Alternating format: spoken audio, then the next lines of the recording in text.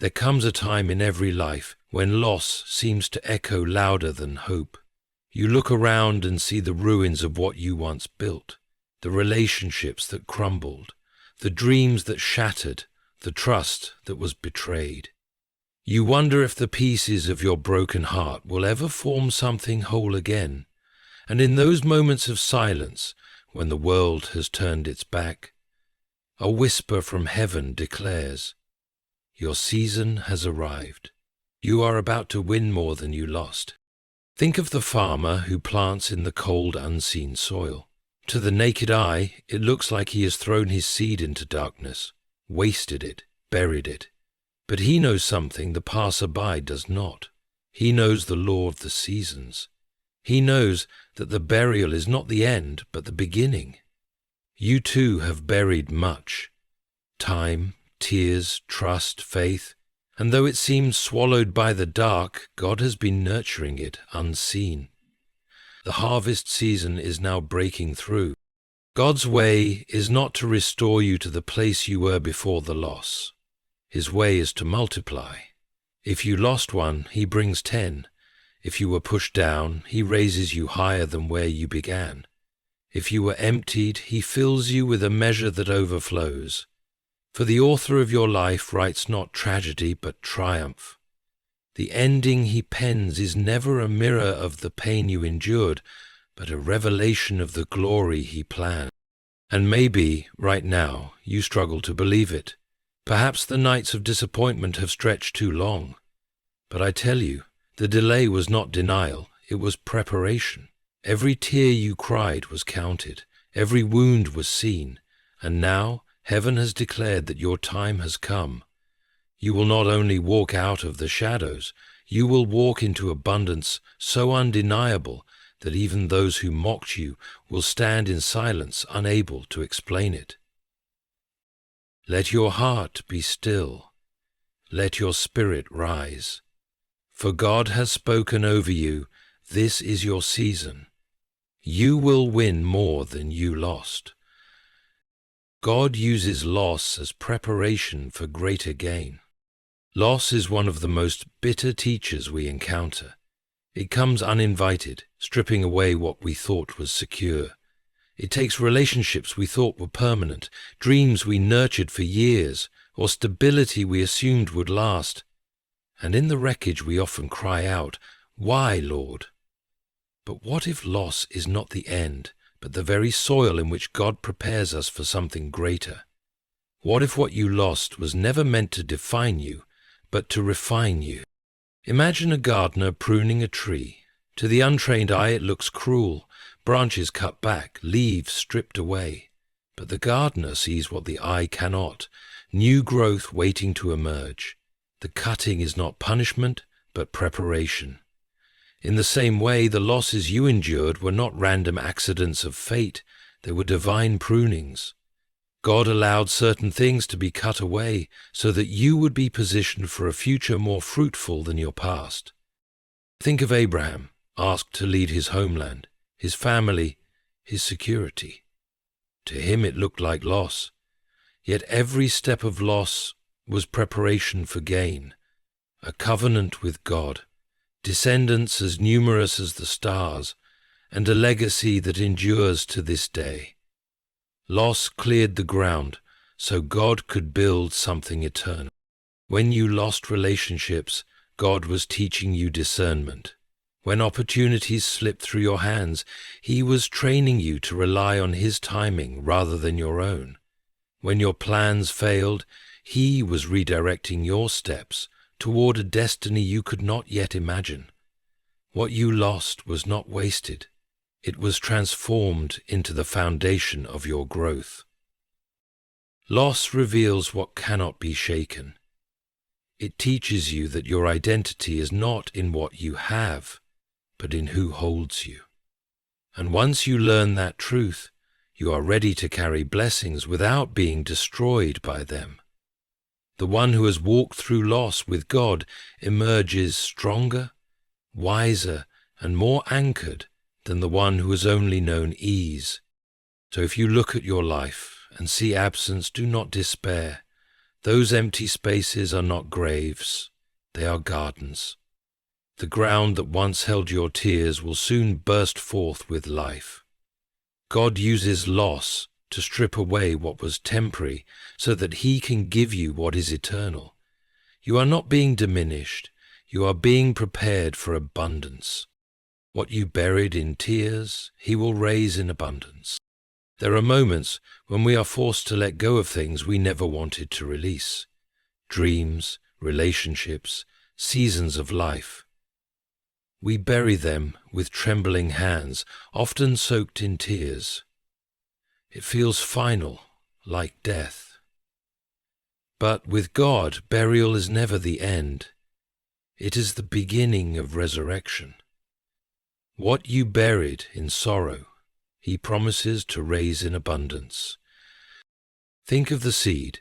When pressed into the soil, it seems lost. It disappears, buried in darkness, cut off from light. But beneath the ground, life is stirring. The seed is breaking open, its outer shell destroyed so that something greater may emerge. In the same way, the dreams, the efforts, the hopes you thought were gone are not gone at all. They are germinating, waiting for their appointed time to rise. Consider Hannah, who wept bitterly for a child. Her tears watered the soil of her prayers. When God answered, He did not just give her Samuel, He gave her a prophet, a leader, a man who would anoint kings and shift the destiny of Israel. Her sorrowful prayers birthed not just a son, but a legacy. What she buried in tears, God raised in abundance. Your own tears have not been wasted. Each one has been counted by heaven. Each prayer spoken in anguish has been recorded. God never allows what you surrendered in faith to remain barren.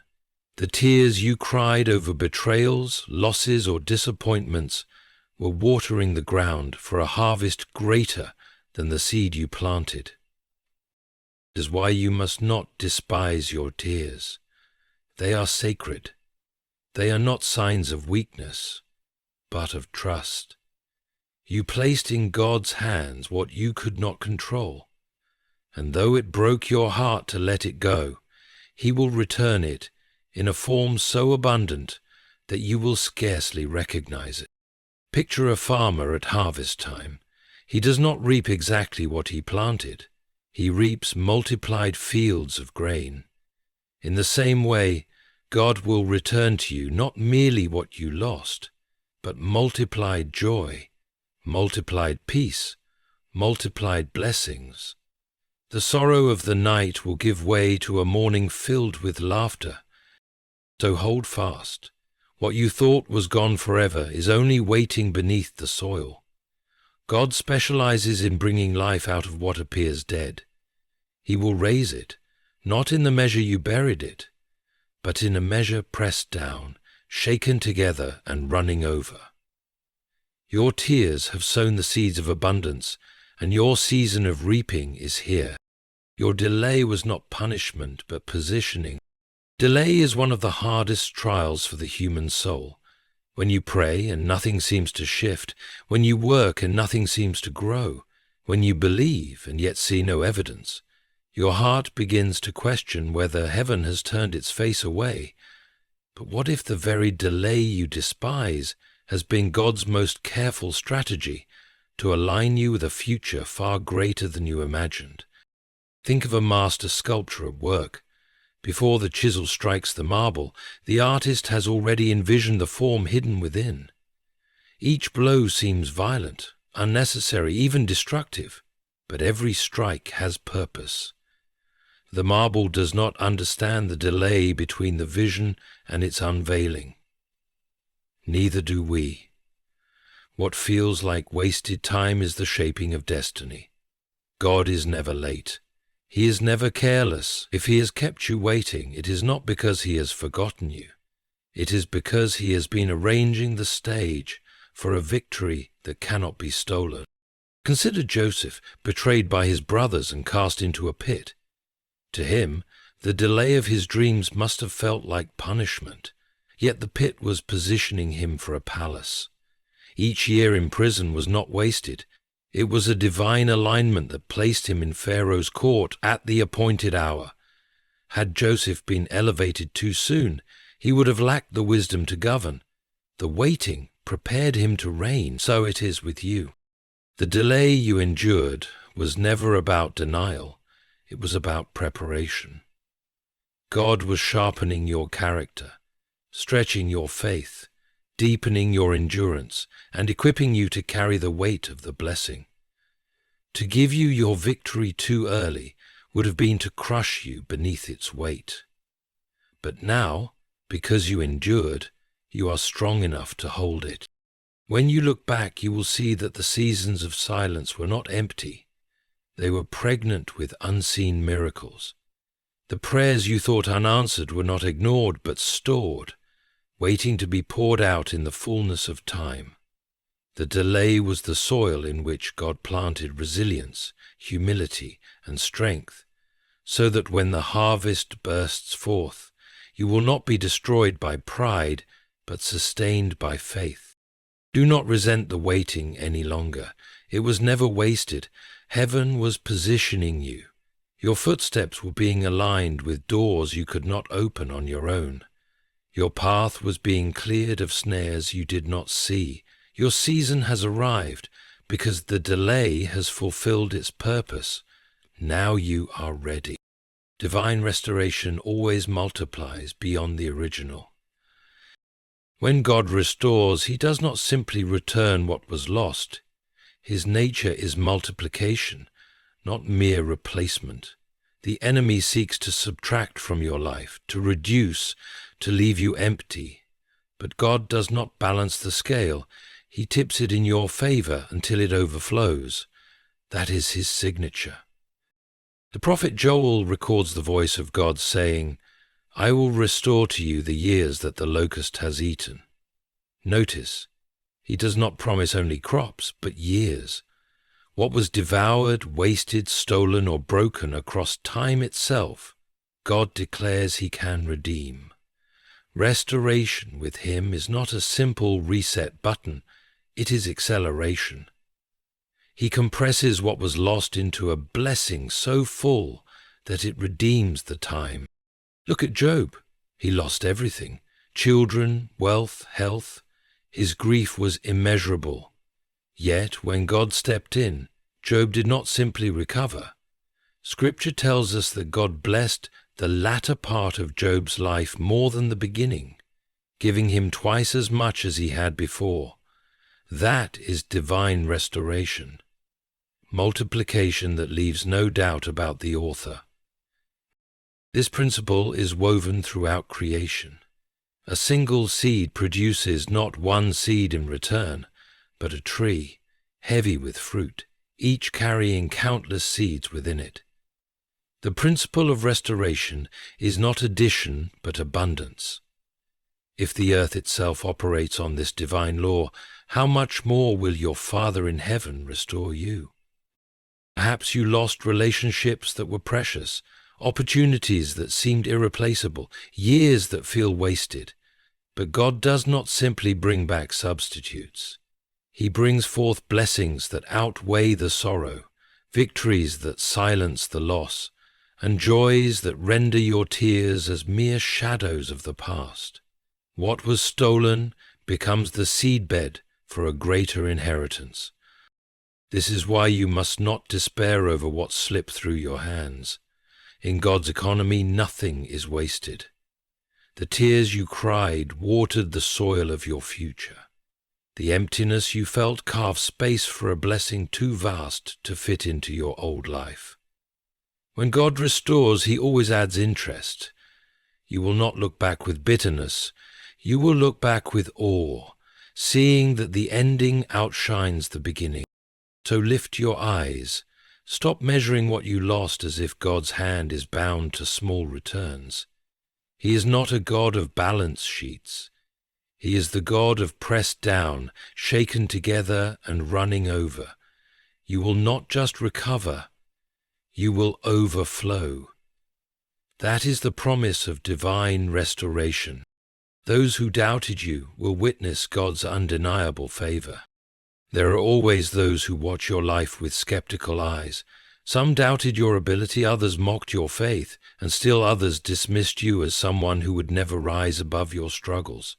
They whispered about your failures, pointed at your shortcomings, and perhaps even celebrated your pain. They thought your story had ended in defeat, but what they did not know is that God often writes his greatest chapters in the silence between the lines. And now, he is preparing to reveal his favor over you in such a way that even your critics will stand silent. Throughout Scripture we see this pattern, God raising his children in the presence of those who doubted them. Joseph's brothers laughed at his dreams, but they lived to bow before him. David's own family questioned his worthiness, yet they watched him be anointed as king. Daniel's accusers plotted against him, but they witnessed his deliverance from the lion's den. God does not simply vindicate his people privately. He often does it in the sight of those who scorned them, so that his glory is unmistakable. This is not about revenge, for revenge belongs to the flesh. It is about testimony.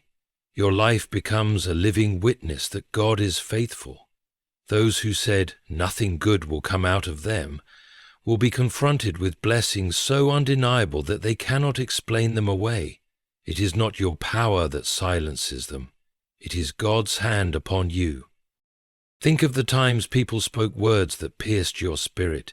You'll never make it. You're not enough. You're too broken. You're too late. These words were meant to cage you in despair. But when God pours his favor on you, those same voices will be forced to admit they were wrong. The one they wrote off is the very one God raises up. And when it happens, you will not need to argue, defend yourself, or prove your worth. The evidence will be visible in your life. The favor of God is not subtle. It shines, it multiplies, it draws attention, not for your glory, but for his. Those who once ridiculed you will have no choice but to say, "Surely the Lord has done this." So do not carry bitterness toward those who doubted you. Instead, carry peace. Their disbelief was never the final word. Their opinion could not override God's plan. You were not overlooked.